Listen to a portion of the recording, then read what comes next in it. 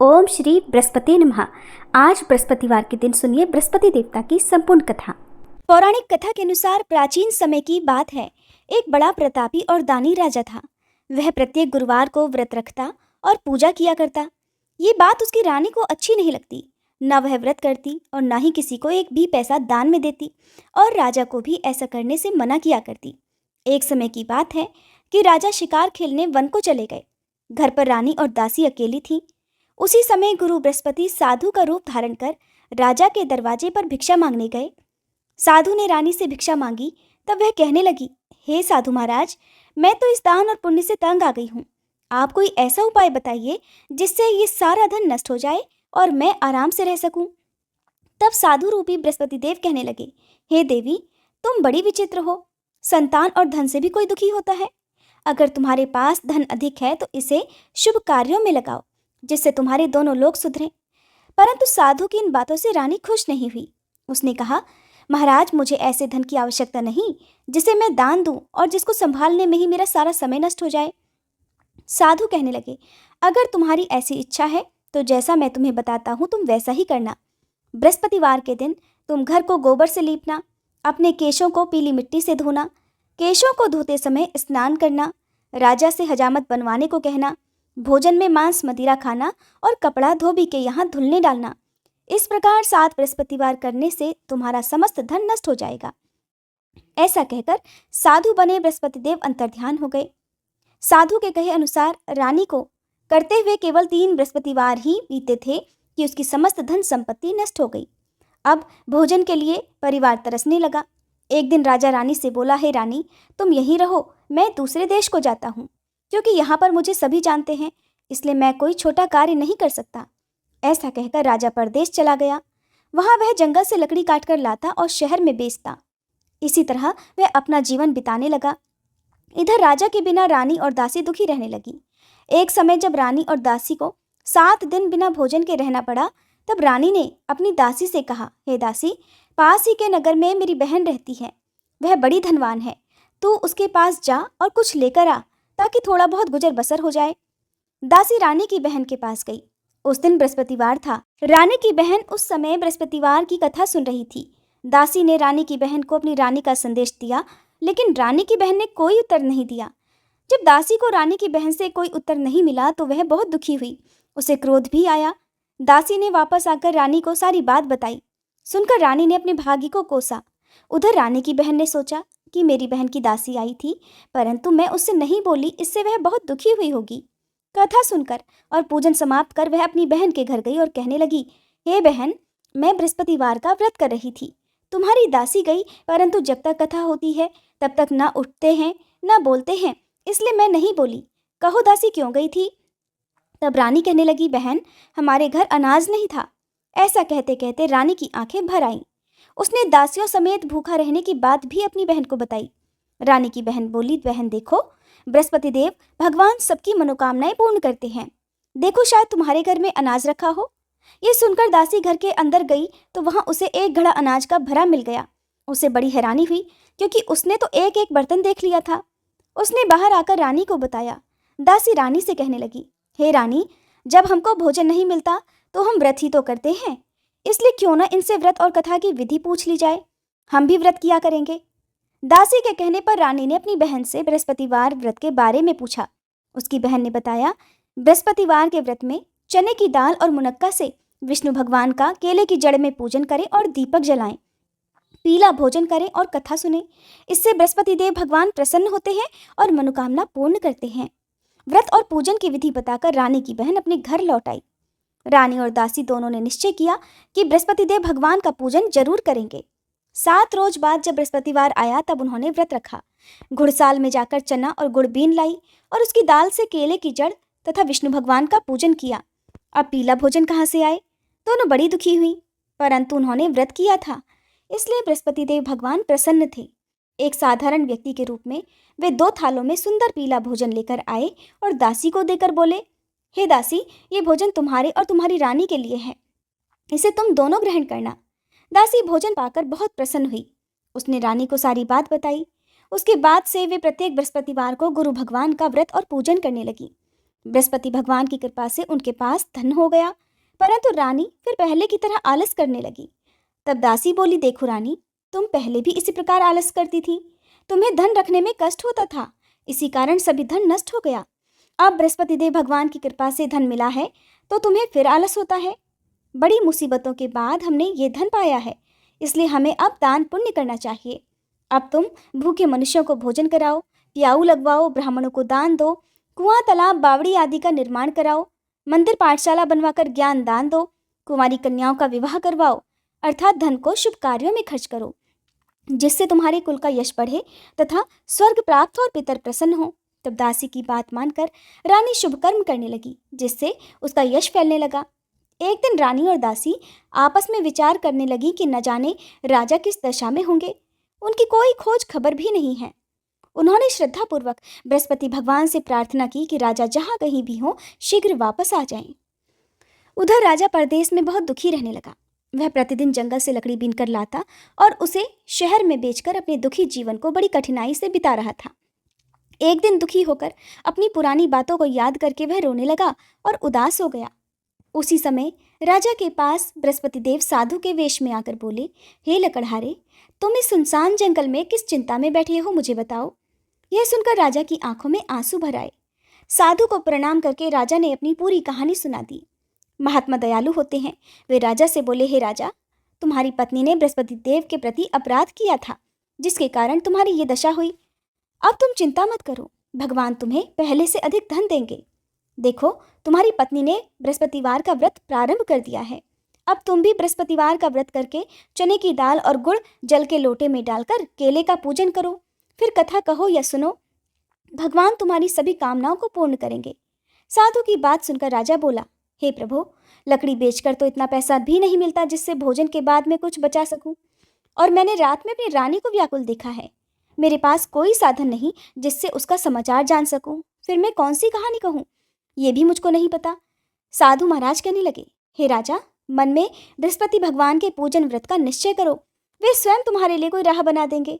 बृहस्पतिवार के दिन तुम रोजाना की तरह लकड़ियां लेकर शहर में जाना।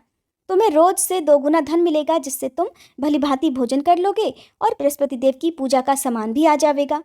जो तुमने बृहस्पतिवार की कहानी के बारे में पूछा है वह इस प्रकार है। प्राचीन काल में एक बहुत ही निर्धन ब्राह्मण था। उसके कोई संतान नहीं थी।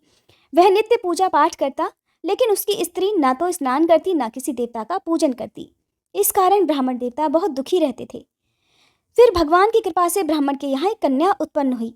वह कन्या बड़ी होने लगी। प्रातःकाल स्नान करके वह भगवान विष्णु का जप करती, बृहस्पतिवार का व्रत भी करने लगी। पूजा पाठ समाप्त कर पाठशाला जाती तो वह अपनी मुट्ठी में जौ भर के ले जाती और पाठशाला के मार्ग में डालती जाती। लौटते समय वही जौ स्वर्ण के हो जाते तो उनको बीनकर घर ले आती। एक दिन वह बालिका सूप में उन सोने के जौ को फटक कर साफ कर रही थी कि तभी उसकी माँ ने देख लिया और कहने लगी, हे बेटी, सोने के जौ को फटकने के लिए तो सोने का सूप भी होना चाहिए। दूसरे दिन गुरुवार था। कन्या ने व्रत रखा और बृहस्पति देव से सोने का सूप देने की प्रार्थना की। बृहस्पति देव ने उसकी प्रार्थना स्वीकार कर ली। रोजाना की तरह वह कन्या जौ फैलाती हुई पाठशाला चली गई। पाठशाला से लौटकर जब वह जौ बीन रही थी तब बृहस्पति देव की कृपा से उसे सोने का सूप भी मिल गया।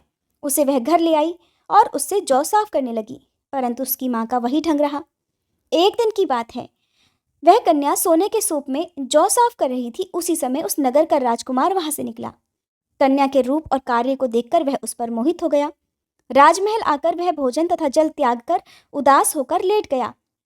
राजा को जब राजकुमार द्वारा अन्न जल त्यागने का समाचार ज्ञात हुआ तब वह अपने मंत्रियों के साथ अपने पुत्र के पास गया और कारण पूछा। राजकुमार ने राजा को उस लड़की के घर का पता भी बता दिया। मंत्री उस लड़की के घर गया। मंत्री ने ब्राह्मण के समक्ष राजा की ओर से निवेदन किया और कुछ ही समय बाद ब्राह्मण की कन्या का विवाह राजकुमार के साथ संपन्न हो गया। कन्या के घर से जाते ही ब्राह्मण देवता के घर में पहले की तरह गरीबी का निवास हो गया। एक दिन दुखी होकर ब्राह्मण अपनी पुत्री से मिलने गए। बेटी ने पिता की दुखी अवस्था को देखा और अपनी माँ का हाल पूछा। ब्राह्मण देवता ने सभी हाल कह सुनाया। तब कन्या ने बहुत सा धन देकर अपने पिता को विदा कर दिया, लेकिन कुछ दिन के बाद फिर वही हाल हो गया। ब्राह्मण फिर अपनी कन्या के यहाँ गया और सभी हाल कहा तो पुत्री बोली, हे पिताजी, आप माताजी को यहाँ ले लाओ, मैं उन्हें वह विधि बता दूंगी जिससे गरीबी दूर हो जाए। ब्राह्मण देवता अपनी पत्नी को साथ लेकर अपनी पुत्री के पास राजमहल पहुंचे। तब पुत्री अपनी माँ को समझाने लगी, हे माँ, तुम प्रातःकाल स्नान आदि करके विष्णु भगवान का पूजन करो तो सब दरिद्रता दूर हो जाएगी। परंतु उसकी माँ ने उसकी एक बात भी नहीं मानी। वह प्रातःकाल उठकर अपनी पुत्री की बची जूठन को खा लेती थी। एक दिन उसकी पुत्री को बहुत गुस्सा आया। उसने अपनी माँ को एक कोठरी में बंद कर दिया। प्रातः उसे स्नान आदि करा के पूजा पाठ करवाया तो उसकी माँ की बुद्धि ठीक हो गई। इसके बाद वह नियम से पूजा पाठ करने लगी और प्रत्येक बृहस्पतिवार को व्रत भी रखने लगी। इस व्रत के प्रभाव से मृत्यु के बाद वह स्वर्ग को गई। वह ब्राह्मण देवता भी सुखपूर्वक इस लोक का सुख भोगकर स्वर्ग को प्राप्त हुए। इस तरह कहानी कहकर साधु बने देवता वहां से आलोप हो गए। धीरे धीरे समय बीतने पर फिर बृहस्पतिवार का दिन आया। राजा जंगल से लकड़ी काटकर शहर में बेचने गया। उसे उस दिन और दिनों से अधिक धन मिला। राजा ने चना गुड़ आदि लाकर बृहस्पतिवार का व्रत किया। उस दिन से उसके सभी क्लेश दूर हुए। परंतु जब अगले गुरुवार का दिन आया तो वह बृहस्पतिवार का व्रत करना भूल गया। इसी कारण बृहस्पति भगवान नाराज हो गए। उस दिन उस नगर के राजा ने विशाल यज्ञ का आयोजन किया था तथा अपने समस्त राज्य में घोषणा करवा दी कि सभी मेरे यहाँ भोजन करने आए, किसी के घर चूल्हा न जले और इस आज्ञा को जो न मानेगा उसको फांसी की सजा दी जाएगी। राजा की आज्ञा अनुसार राज्य के सभी निवासी राजा के भोज में सम्मिलित हुए, लेकिन लकड़हारा कुछ देर से पहुंचा, इसलिए राजा उसको अपने साथ महल में ले गए। जब राजा लकड़हारे को भोजन करा रहे थे तब रानी की दृष्टि उस खूंटी पर पड़ी जिस पर उसका हार लटका हुआ था। उसे हार खूंटी पर लटका दिखाई नहीं दिया। रानी को निश्चय हो गया कि मेरा हार इसी लकड़हारे ने चुरा लिया है। उसी समय सैनिकों को बुलवाकर उसको जेल में डलवा दिया। अब लकड़हारा जेल में विचार करने लगा कि न जाने कौन से पूर्व जन्म के कर्म से मुझे ये दुख प्राप्त हुआ है, और जंगल में मिले साधु को याद करने लगा। तत्काल बृहस्पति देव साधु के रूप में प्रकट हो गए और कहने लगे, अरे मूर्ख, तूने बृहस्पति देवता की कथा नहीं की, उसी कारण तुझे ये दुख प्राप्त हुआ है। अब चिंता मत कर, बृहस्पतिवार के दिन जेल खाने के दरवाजे पर तुझे 4 पैसे पड़े मिलेंगे। उनसे तू बृहस्पतिवार की पूजा करना तो तेरे सभी कष्ट दूर हो जाएंगे। अगले बृहस्पतिवार उसे जेल के द्वार पर 4 पैसे मिले। राजा ने पूजा का सामान मंगाकर कथा कही और प्रसाद बांटा। उसी रात में बृहस्पति देव ने उस नगर के राजा को स्वप्न में कहा, हे राजा, तूने जिसे जेल में बंद किया है उसे कल छोड़ देना, वह निर्दोष है। राजा प्रातःकाल उठा और खूंटी पर हार टंगा देखकर लकड़हारे को बुलाकर क्षमा मांगी तथा राजा के योग्य सुंदर वस्त्र आभूषण भेंटकर उसे विदा किया। गुरुदेव की आज्ञा के अनुसार राजा अब अपने नगर को चल दिया। राजा जब नगर के निकट पहुंचा तो उसे बड़ा ही आश्चर्य हुआ। नगर में पहले से अधिक बाग, तालाब और कुएं तथा बहुत सी धर्मशालाएं, मंदिर आदि बने हुए थे। राजा ने पूछा, ये किसका बाग और धर्मशाला है? तब नगर के सभी लोग कहने लगे, ये सब रानी और दासी द्वारा बनवाए गए हैं। राजा को आश्चर्य हुआ और गुस्सा भी आया कि उसकी अनुपस्थिति में रानी के पास धन कहाँ से आया होगा। उधर जब रानी ने ये खबर सुनी कि राजा आ रहे हैं तो उसने अपनी दासी से कहा, हे दासी, देख, राजा हमको कितनी बुरी हालत में छोड़ गए थे। वो हमारी ऐसी हालत देख कर लौट ना जाए, इसलिए तू दरवाजे पर खड़ी हो जा। रानी की आज्ञा अनुसार दासी दरवाजे पर खड़ी हो गई और जब राजा आए तो उन्हें अपने साथ महल में लिवा लाई। तब राजा ने क्रोध करके अपनी तलवार निकाली और पूछने लगा, बताओ ये धन तुम्हें कैसे प्राप्त हुआ? तब रानी ने सारी कथा कह सुनाई। राजा ने निश्चय किया कि मैं रोजाना दिन में 3 बार कहानी कहा करूंगा और रोज ही व्रत किया करूंगा। अब हर समय राजा के दुपट्टे में चने की दाल बंधी रहती तथा दिन में 3 बार कथा कहता। एक रोज राजा ने विचार किया कि चलो अपनी बहन के यहाँ हो आए। इस तरह निश्चय करके वह राजा घोड़े पर सवार होकर अपनी बहन के यहाँ चल दिया। मार्ग में उसने देखा कि कुछ आदमी एक मुर्दे को लिए जा रहे हैं। उन्हें रोककर राजा कहने लगा, अरे भाइयों, मेरी बृहस्पतिवार की कथा सुन लो। वे बोले, लो, हमारा तो आदमी मर गया है, इसको अपनी कथा की पड़ी है। परंतु कुछ आदमी बोले, अच्छा कहो, हम तुम्हारी कथा भी सुनेंगे। राजा ने दाल निकाली और अपनी कथा कहनी शुरू कर दी। जब कथा आधी हुई तो मुर्दा हिलने लगा। जब कथा समाप्त हुई तो राम राम करके वह मनुष्य खड़ा हो गया। राजा आगे बढ़ा। उसे चलते चलते शाम हो गई। आगे मार्ग में उसे एक किसान खेत में हल चलाता मिला। राजा ने उससे भी कथा सुनने का आग्रह किया, लेकिन वह नहीं माना। राजा आगे चल पड़ा। राजा के हटते ही बैल पछाड़ खाकर गिर गए और किसान के पेट में बहुत जोर से दर्द होने लगा। उसी समय किसान की माँ रोटी लेकर आई। उसने जब देखा तो अपने पुत्र से सब हाल पूछा। बेटे ने सभी हाल बता दिया। बुढ़िया दौड़ी दौड़ी उस घुड़सवार के पास पहुंची और उससे बोली, मैं तेरी कथा सुनूंगी, तू अपनी कथा मेरे खेत पर ही चलकर कहना। तब राजा ने लौटकर बुढ़िया के खेत पर जाकर कथा कही, जिसके सुनते ही बैल खड़े हो गए तथा किसान के पेट का दर्द भी बंद हो गया। अब राजा अपनी बहन के घर पहुंच गया। बहन ने भाई की खूब मेहमानी की। दूसरे रोज प्रातःकाल राजा जगा तो वह देखने लगा कि सब लोग भोजन कर रहे हैं। राजा ने अपनी बहन से पूछा कि ऐसा कोई मनुष्य है जिसने भोजन ना किया हो, जो मेरी बृहस्पतिवार की कथा सुन ले। तब बहन बोली, है भैया, ये देश ऐसा ही है, यहाँ लोग पहले भोजन करते हैं, बाद में कोई अन्य काम करते हैं। फिर वह एक कुम्हार के घर गई जिसका लड़का बीमार था। उसे मालूम हुआ कि उसके यहाँ 3 दिन से किसी ने भोजन नहीं किया है। रानी ने अपने भाई की कथा सुनने के लिए कुम्हार से कहा, तब वह तैयार हो गया। राजा ने जाकर बृहस्पतिवार की कथा कही, जिसको सुनकर उसका लड़का ठीक हो गया। अब तो राजा की प्रशंसा होने लगी। एक दिन राजा ने अपनी बहन से कहा, बहन, अब मैं अपने घर जाऊंगा, तुम भी तैयार हो जाओ। राजा की बहन ने अपनी सास से अपने भाई के साथ जाने की आज्ञा मांगी। सास बोली, हाँ चली जा, मगर अपने लड़के को मत लेकर जाना, क्योंकि तेरे भाई की कोई संतान नहीं होती है। बहन ने अपने भाई से कहा, हे भैया, मैं तो चलूंगी, मगर कोई बालक नहीं जाएगा।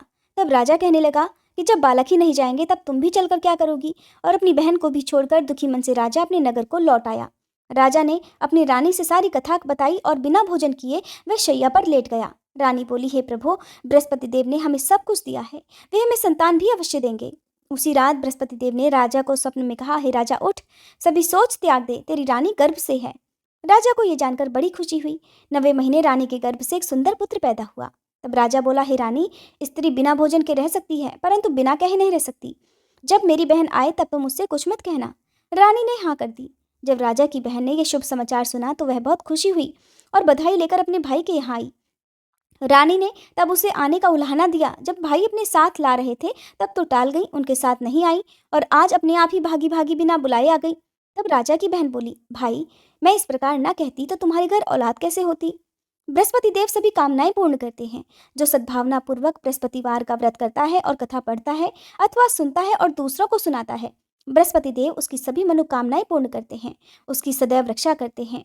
जो संसार में सद्भावना से गुरुदेव का पूजन और व्रत सच्चे हृदय से करते हैं, उनकी सभी कामनाएं वैसे ही पूर्ण हो जाती हैं जैसी सच्ची भावना से रानी और राजा ने बृहस्पति देव की कथा का गुणगान किया तो उनकी सभी इच्छाएं बृहस्पति देव जी ने पूर्ण की। अनजाने में भी बृहस्पति देव की उपेक्षा ना करें, ऐसा करने से सुख शांति नष्ट हो जाती है। और कथा सुनने के बाद सभी को प्रसाद ग्रहण करके जाना चाहिए। हृदय से बृहस्पति देव का मनन करते हुए जयकारा बोलना चाहिए। प्रेम से बोलिए, बृहस्पति देवता की जय।